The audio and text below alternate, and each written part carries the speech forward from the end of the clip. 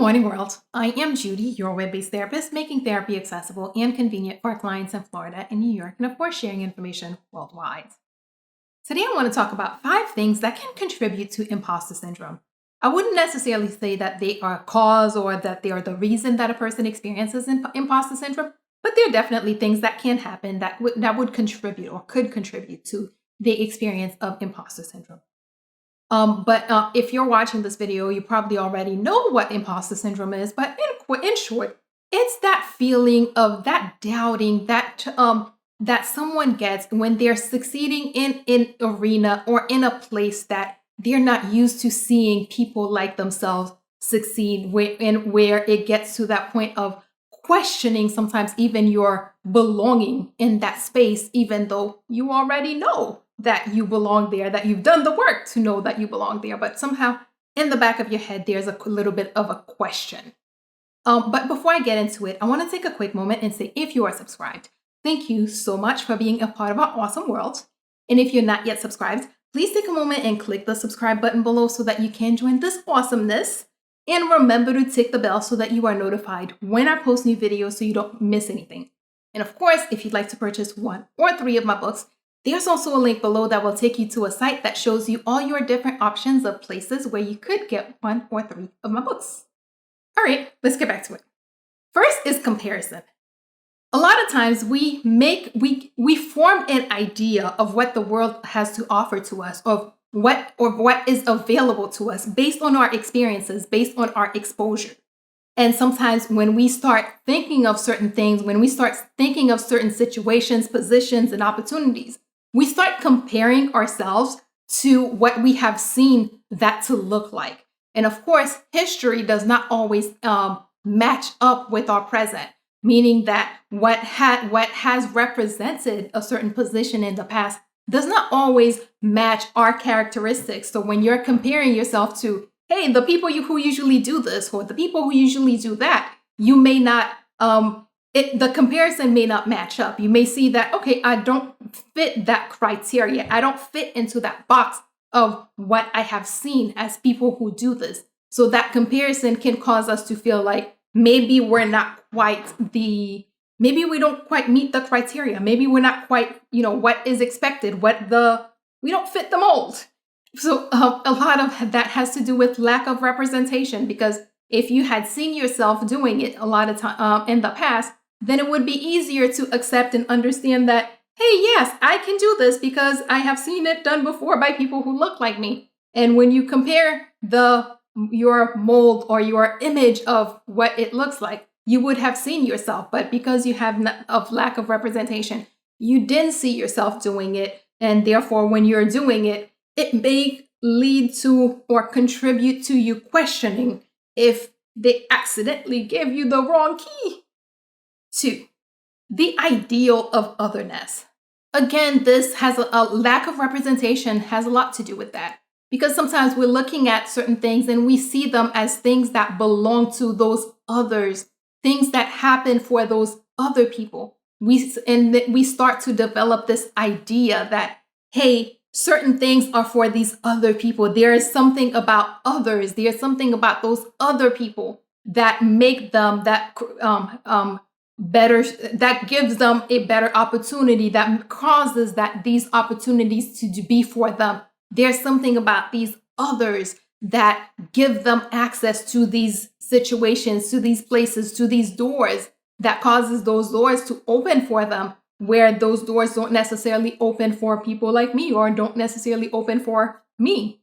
But we have to always remember that, hey, yes, there are sometimes, others do get better access, get easier access. Sometimes others have an easier time walking through those doors. But the main thing to remember is that even though it's been historically those others, it is still possible for us, for people who look like me, people who look like you, people who are like me and you, in whatever way that makes us different from the norm, to still have access to these opportunities. It's not an others thing, it's an everyone's thing once we make the investment and the commitment. 2, being told no, or who do you think you are? What makes you think? And that happens a lot to children. And yes, that even happens to adults, because how many times have you seen someone talk to a friend or talk to a loved one who's supposed to be supportive about a goal, about a dream, and that person kind of discourages them and tell them, people, this doesn't happen to people like us. This doesn't happen for people like us. People like us don't do this. People like you don't do that. So when people are telling you, no, this is not for you, no, this is not the kind of things that you do, no, this a lot. So even after you have worked, and sometimes people will work to prove somebody wrong. And even after they have done all that work and proven that person wrong, they still may experience that imposter syndrome, because after you've done this work, you start thinking, okay, could they have been right? Did they accidentally give me the key but they didn't mean to? So when you've been told no enough, when you've been told that this is not for you enough times, sometimes even after you get there, you may still doubt, you may still question. But it's just important. It's important to remember that, hey, yes, you are here. And as long as you're here, you're going to thrive. You're going to succeed, because nobody gave it to you. You earned it. 4, being encouraged or being told or even forced to play it safe for your own good. Yes, people who tell us that, people who encourage others to do certain things or to play it safe or to keep it cool for your own good. A lot of times they don't understand, they don't know, they don't realize the level of commitment that you're willing to invest, the level of work that you're willing to invest. When they talk about for your own good, they're basing that on their willingness. They're basing that on their skills. They're basing that on the investment that they are willing to make, not realizing that your investment is different from what they're willing to invest. What you're willing to do is different, is on a completely different level from what they are willing to invest. And because of that, they may, in their head, they are giving you good advice. They do have your best interest at heart, but it does not necessarily it's not always in your best interest. It may be in their best judgment and not necessarily what's in our best interest. So after we start doing these things, when we've achieved and when you've succeeded and when you've put in the work and you're actually getting the results, those things may still be playing. Those words, that advice may still be playing in the back of your head. And it's up to you to decide, hey, no, I am going to debunk this ridiculous idea that, for your own good. 5, that fallacy of humility. Why is it that we always need to be humble? Why is it that we're always the ones that have to practice humility? And the thing about it is, it's not even so, the issue is not even with humility. It's with the fact that a lot of times what people call humility is a discouragement of you from celebrating, accepting, realizing, acknowledging, and enjoying your brilliance, enjoying what makes you stand out, enjoying and appreciating the things that make your awesomeness. So when you've grown up with, or when you've grown up with people telling you, oh no, it's not nice, it's not polite to celebrate your success like that, it's not polite to do this, it's not flaunting your success, it's just appreciating your success. It's not flaunting, it's not you're not dimming anyone's light by letting yours shine.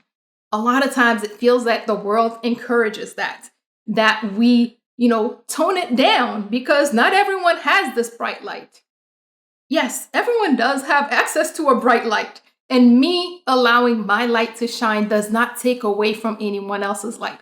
Humility does not mean that we can't accept, that we can't celebrate, that we can't enjoy our successes. When we're discouraged from appreciating, from celebrating, from embracing what makes us stand out, what makes us great, so when we start getting into these places, it's almost like we doubt our greatness because we've spent so much time being told, tone it down, stop celebrating, stop enjoying, stop appreciating. So when you get to these places where your brilliance is paying off, your hard work is paying off, sometimes it feels like you need to kind of tone it down a little bit. And when you're so used to toning it down, when you get to these places where you're succeeding, you're not sure. Like, okay, am I that awesome? Did I get here because of my awesomeness, because of my brilliance?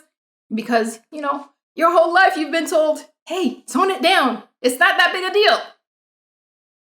Okay, let's do a quick recap. 1, comparison. And that's a lot of it is due to lack of representation. If when you're comparing yourself to what this looks like and it doesn't match, when you finally get there, it still won't match because you will not match the history of what it has been, but you definitely match the present of what it is. 2, that ideal of otherness. Yes, it has in the past been those others, but today it is you. It can be you, and it will be you because you are the person who earned it. 3, being told no or asked, who do you think you are? You are that person who did it. You are that person who is doing it. And no matter how many times we've been told no, if you decide to invest in it and if you decide to pursue it and you do it, yes, you deserve to be here like anybody else. 4, being encouraged to play it safe because, for your own good. But the person who's deciding what is for your own good does not understand, does not realize the level of work and investment and commitment you're making. And therefore, for your own good is based on their limitation. And finally, that fallacy of humility. Yes, you can be humble. You can have humility, but you can still celebrate and appreciate and enjoy your greatness and enjoy the things that make you awesome, the things that make you stand out. Because as you get to accept and appreciate and enjoy those, when they start helping you achieve success, you will understand and you will be able to, match the two together. And hopefully you will doubt less your belonging in certain places that you have earned an entry into. As always, if you or someone you know happens to be going through something that's more than you can handle, please remember that there are professionals like myself who are available, able, and willing to help, and are even providing remote services who can assist with whatever you may have going on. So please figure out who those people are in your community so that if you need them, you can reach out and get the help that you need. And that is all we have for today. Good morning, world. Have an awesome day.